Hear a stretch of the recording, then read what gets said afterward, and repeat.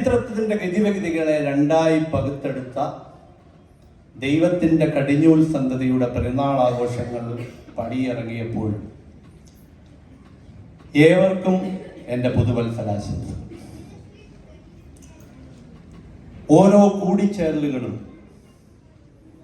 ഓരോ ഓർമ്മപ്പെടുത്തലുകളാണ്. ഒരു പ്രവാസിയെ സംബന്ധിച്ചിടത്തോളം സ്വപ്നങ്ങളുടെ വസന്തം തേടിയുള്ള നെട്ടോട്ടത്തിനിടയിൽ സഹജീവികളുമായുള്ള സഹവർത്തിത്വത്തിൻ്റെ സഹൃദയ നിശ്വാസങ്ങളായിരിക്കണം ഓരോ കൂടിച്ചേരലുകളും, അല്ലെങ്കിൽ വൈസ്മെനെ സംബന്ധിച്ചോളം ഓരോ ഫെലോഷിപ്പുകളും. ഒരുപക്ഷെ കാലത്തിൻ്റെ കൈകൾക്ക് പോലും പുനഃസൃഷ്ടിക്കാനാവാത്ത അഭൂതപൂർവമായ അനുഭവങ്ങളായി, നമ്മുടെ ഓർമ്മകളുടെ പുസ്തകത്തിലെ മഷിപുരണ്ട അധ്യായങ്ങളായി ഈ അനുഭവങ്ങളൊക്കെ നിങ്ങളുടെ കയ്യിലുണ്ടാകും. കാരണം നിങ്ങൾ ഇവിടുന്ന് തിരിച്ചു പോകുമ്പോൾ ഇത്തരം ഓർമ്മകളിലായിരിക്കും നമ്മൾ ജീവിക്കുന്നത്. ക്രിസ്മസിനെയും ന്യൂ ഇയറിനെയും അല്ലെങ്കിൽ പുതുവത്സരവും സംബന്ധിച്ച് നൂറുകണക്കിന് ആധ്യാത്മിക പ്രസംഗങ്ങൾ ചാനലിലും ടിവിയിലും കേട്ട് ജീവിതത്തിന്റെ ഭൂരിഭാഗവും ഹല്ലേലൂയ പാടി ചെലവഴിക്കുന്ന ഒരു കൂട്ടർ, അമ്മായിയമ്മയുടെയും അമ്മയുടെയും മലമൂത്ര വിസർജനം ഒരു പരാതിയുമില്ലാതെ സ്വന്തം കൈകൊണ്ട് കാരി അത് ആധ്യാത്മികയുടെ ഭാഗമാണെന്ന് കരുതുന്ന മറ്റൊരു കൂട്ടർ. ഇവരിൽ ആരെയാണ് പുതിയ തലമുറ മാതൃകയാക്കേണ്ടത്?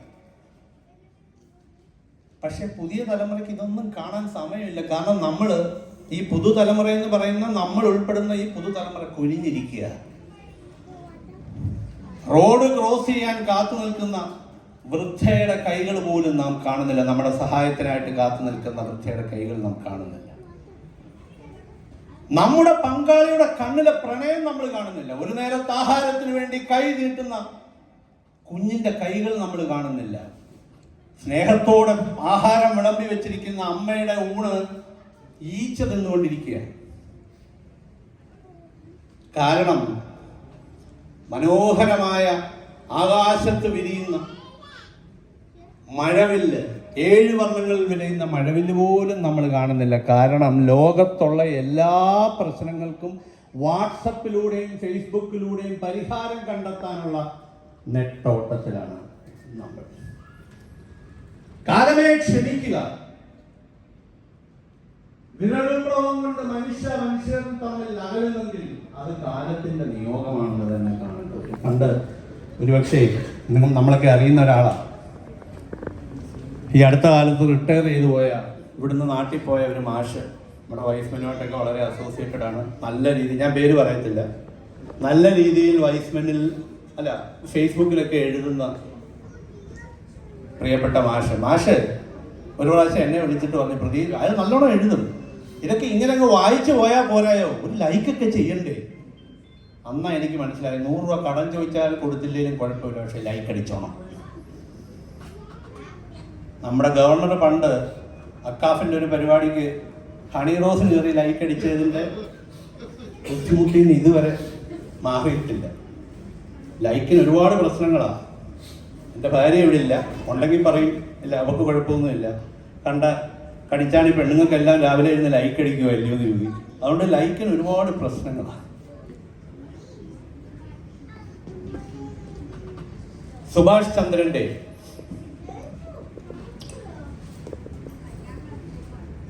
കേരള സാഹിത്യ അക്കാദമി അവാർഡ് കിട്ടിയ മനുഷ്യനൊരു ആമുഖം എന്ന നോവലിന്റെ ആദ്യത്തെ ഈരടികൾ തുടങ്ങുന്നത് ഇങ്ങനെയാണ്. കേവലം സ്വതന്ത്രനും സർഗാത്മകനുമായ ഒരു ശിശു 60-70 വർഷങ്ങൾക്ക് ശേഷം ഭീരുവും പരതന്ത്രനുമായി തീർന്ന് സ്വന്തം സൃഷ്ടിപരത വംശവർദ്ധനയ്ക്ക് മാത്രം ഉപയോഗിച്ച് അവസാനം വൃദ്ധവേഷം കെട്ടി ഒരു വലിയ കുട്ടിയായി മരിക്കുന്നതിനെയാണ് മനുഷ്യജന്മം എന്ന് പറയുന്നതെങ്കിൽ മനുഷ്യനായി ജനിച്ചു എന്ന് പറയുന്നതിൽ ഞാൻ എന്ത് അഭിമാനിക്കാനാണ് എന്നാണെന്ന് ചോദിക്കുന്നത്. രാവിലെ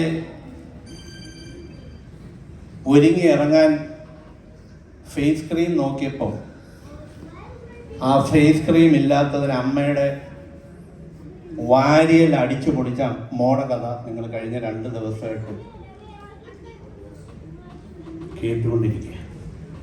മിണ്ടിത്തുടങ്ങാൻ ശ്രമിക്കുന്ന പെഞ്ചുളം ചുണ്ടിൽ അമ്മിഞ്ഞ പാലിനൊപ്പം അമ്മ എന്ന രണ്ടക്ഷരമല്ലേ സമ്മേളിക്കുന്നത് ആദ്യമായി. അമ്മ ഏറ്റവും മനോഹരമായ പദം. അത് അമ്മയെന്നോ ഉമ്മയെന്നോ മദറെന്നോ ഏത് രീതിയിൽ വിളിച്ചാലും പറയുന്നവനും കേൾക്കുന്നവനും ഇത്രയും മനോഹരമായ ആത്മാഭിമാനം നൽകുന്ന മറ്റൊരു പദം ലോകത്ത് ഒരു ഭാഷയിലും ഇല്ല. ഞാൻ ഈ അടുത്ത കാലത്ത് ഒരു മലയാളം ടീച്ചറിന്റെ അനുഭവം വായിക്കാനിടയായി. അവരുടെ കുട്ടികളോട്, കാരണം ഇവര് എഴുതാനുള്ളവരുടെ കൈപുണ്യം എത്ര ഉണ്ട് എന്ന് മനസ്സിലാക്കാൻ വേണ്ടി അവർ രാവിലെ ക്ലാസ്സിൽ വന്നപ്പോൾ പറഞ്ഞു, നിങ്ങളൊരു ഉപന്യാസം എഴുതുക. നിങ്ങൾക്ക് ഏറ്റവും അധികം ഇഷ്ടപ്പെട്ട, നിങ്ങളുടെ ജീവിതത്തെ സ്വാധീനിച്ച ഒരു വ്യക്തിയെ പറ്റി 2 പുറത്തിൽ കവിയാതെ എഴുതുക. വൈകിട്ടായപ്പോഴത്തേക്ക് ഉപന്യാസങ്ങളെല്ലാം റെഡിയായി. അതിനകത്ത് സച്ചിൻ തെണ്ടുൽക്കർ ഉണ്ട്, ധോണിയുണ്ട്, മദർ തെരേസയുണ്ട്, മമ്മൂട്ടിയുണ്ട്, മോഹൻലാലുണ്ട്, പ്രമുഖരായ രാഷ്ട്രീയ വ്യക്തിത്വങ്ങളൊക്കെ ഉണ്ട്. പക്ഷേ അതിൽ ഏറ്റവും പ്രത്യേകതയുള്ളൊരു ഉപന്യാസം അവരെ ആകർഷിച്ചു. ആ ഉപന്യാസത്തിന്റെ തലവാചകം ഇങ്ങനെയാണ്: ദ ഗ്രേറ്റസ്റ്റ് ആർട്ടിസ്റ്റ് കല്യാണിക്കുട്ടി എൻ്റെ അമ്മ. അവൻ എഴുതുകയാണ്, ഓരോ കുട്ടി ഈ ലോകത്ത് ജനിക്കുമ്പോഴും അവൻ കേൾക്കുന്നത് സംഗീത വിദ്വാൻമാരുടെയോ അവാർഡ് മേടിച്ചവരുടെയോ സംഗീതങ്ങളല്ല, മറിച്ച് താളവും രാഗവും ഒന്നുമില്ലെങ്കിൽ പോലും അവന്റെ മനസ്സിന്റെ അഗാധതയിൽ പതിച്ച അമ്മയുടെ താരാട്ടുപാട്ടാണ്. അവന്റെ കുഞ്ഞനുജത്തെ ഉറക്കാൻ വേണ്ടി അമ്മ പാടിയ താരാട്ടുപാട്ടിനോളം ഇമ്പമുള്ള ഒരു ഗാനം അവൻ ഈ ലോകത്ത് കേട്ടു. ഈ ലോകത്തെ ഏറ്റവും മനോഹരമായ ഗായിക അവന്റെ അമ്മയാണ്. ഏറ്റവും മനോഹരമായ അഭിനേത്രിയും അവന്റെ അമ്മയാണ്. മിഴികളിൽ കണ്ണുനീർ നിറയുമ്പോഴും അധരത്തിൽ പുഞ്ചിരി പ്രകാശിപ്പിക്കുന്ന ഏറ്റവും നല്ല നടി അവന്റെ അമ്മയാണ്. പട്ടിണി കിടന്ന് മുണ്ട് മുറുക്കിയെടുത്ത് കുഞ്ഞുങ്ങൾ ഉറങ്ങിയതിനു ശേഷം കിണറ്റിൽ നിന്നും കോരി വെച്ചിരിക്കുന്ന വെള്ളം കുടിച്ച് വിശപ്പകറ്റുന്ന ഏറ്റവും ത്യാഗോജ്വലമായ സ്ത്രീയും അവന്റെ അമ്മയാണ്. അവൻ അങ്ങനെ അത് നീണ്ടു പോവുകയാണ്. അവസാനം എഴുതുകയാണ്, ആത്മാഭിമാനത്തോട് ഞാൻ പറയട്ടെ, ഈ ലോകത്തിൽ എന്നെ ഏറ്റവും അധികം സ്വാധീനിച്ചിട്ടുള്ളതും the greatest artist in my life is my mother. അങ്ങനെയുള്ള അമ്മയാണ് നമ്മൾ മുമ്പേ പറഞ്ഞ ഒരു മകൾ നട്ടല്ലടിച്ചൊടിച്ചത്. 2026 വിട ചൊല്ലും, 2025 വിട ചൊല്ലുമ്പോൾ ചില കാര്യങ്ങൾ മാത്രം ഓർത്തു വെക്കുക. സ്നേഹം ചെറുപ്പത്തിൽ നിങ്ങൾക്ക് സൗജന്യമായി ലഭിക്കുന്നു. യൗവനത്തിൽ നിങ്ങൾ അതിനായി അധ്വാനിക്കുന്നു. പക്ഷെ വാർദ്ധക്യത്തിൽ നിങ്ങൾക്ക് അതിനായി യാചിക്കേണ്ടതായിട്ടുണ്ട്. ജീവനോടുള്ള മനുഷ്യരെ കാണുവാൻ നമുക്ക് സമയമില്ല. പക്ഷേ അവർ മരിച്ചു കഴിയുമ്പോൾ അവരെ കാണാൻ വേണ്ടി നമ്മൾ ക്യൂ നിൽക്കും, തിരക്ക് കൂട്ടും. മരിച്ചുപോയ മനുഷ്യരുടെ മുഖത്തോട്ട് നോക്കുന്നതിലും എത്രയോ നല്ലതാണ് 100% സന്തോഷത്തോടെ ഒരു മനുഷ്യനെ നോക്കി പുഞ്ചിരിക്കുന്നത്. അതുകൊണ്ട് പുഞ്ചിരിക്കാൻ പഠിക്കുക.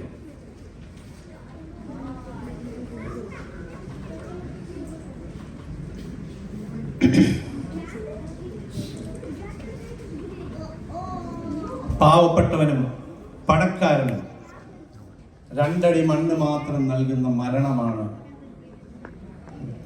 ഈ ഭൂമിയിലെ ഏറ്റവും നല്ല ഭരണാധികാരി. ഞാൻ എൻ്റെ വാക്കുകൾ ചുരുക്കുന്നു. ഇനി 2-3 കാര്യങ്ങൾ. റീജിയൻ്റെ അടുത്ത നമ്മുടെ മുമ്പിലുള്ള ഏറ്റവും നല്ല പ്രോഗ്രാംസ് എന്ന് പറയുന്നത് നമ്മുടെ ഫാമിലി ഫെസ്റ്റാണ്. ഫാമിലി ഫെസ്റ്റ് തീർച്ചയായിട്ടും നമ്മളൊരു ഫെബ്രുവരി ലാസ്റ്റിനാണ് പ്ലാൻ ചെയ്യുന്നത്. നിങ്ങളെല്ലാവരും അതിൽ പങ്കെടുക്കണം, അതൊരു വലിയ വിജയമാക്കണം. കാരണം വൈസ്മെൻ എന്ന് പറയുന്നത് ഫെലോഷിപ്പിൻ്റെ ലോകമാണ്. അവിടെ ബന്ധങ്ങളാണ് ഉണ്ടാകുന്നത്. ഈ വൈസ്മെനിലൂടെ ഉണ്ടായ ബന്ധങ്ങളാണ് ഇതെല്ലാം. അതുകൊണ്ട് ഫാമിലി ഫെസ്റ്റ് വിജയിപ്പിക്കുക. അതിനുശേഷം നമ്മുടെ ഇന്റർനാഷണൽ ടൂർ വരുന്നു. ഉസ്ബെക്കിസ്ഥാനിലേക്ക് ഏകദേശം 43 പേർ രജിസ്റ്റർ ചെയ്ത് കഴിഞ്ഞത് ക്ലോസ്ഡ് ആണ്. But still if anybody wants to come, please register. അത് കഴിഞ്ഞ് നമ്മുടെ കൾച്ചറൽ മീറ്റ് വരുന്നു. ഒരുപക്ഷെ പുതുതായിട്ട് വന്നിപ്പം രാഹുലിനെ പോലുള്ളവർക്കൊന്നും അറിയത്തില്ല, നമ്മുടെ നാട്ടിലെ യൂത്ത് ഫെസ്റ്റിവലിനേക്കാളും പ്രകമ്പനം കൊള്ളിക്കുന്ന മത്സരങ്ങളാണ് നമ്മുടെ കൾച്ചറൽ മീറ്റ് എന്ന് പറയുന്നത്. അന്യം നിന്ന് പോയ പല കലകളും ഇപ്രാവശ്യം കഥാപ്രസംഗം ഉണ്ടാവും. അങ്ങനെ ഒരുപാട് പരിപാടികൾ നമ്മൾ പ്ലാൻ ചെയ്യുന്നുണ്ട്. അത് കഴിഞ്ഞ് നമ്മുടെ ബാഡ്മിൻ്റൺ ടൂർണമെൻറ്റ്, പിന്നെ ഫുട്ബോൾ ടൂർണമെൻറ്റ്. അപ്പം ഇതിനെല്ലാം നിങ്ങളുടെ നിസ്സീമമായ പിന്തുണ ആവശ്യമാണ്. എല്ലാവർക്കും ഒരു പ്രാവശ്യം കൂടെ പുതുവത്സരാശംസകൾ നേർന്നുകൊണ്ട് ചുരുക്കട്ടെ. നന്ദി, നമസ്കാരം. Thank you, Regional Director, Vice-Man Pradeep John. Inviting for Lieutenant Regional Director, Ms.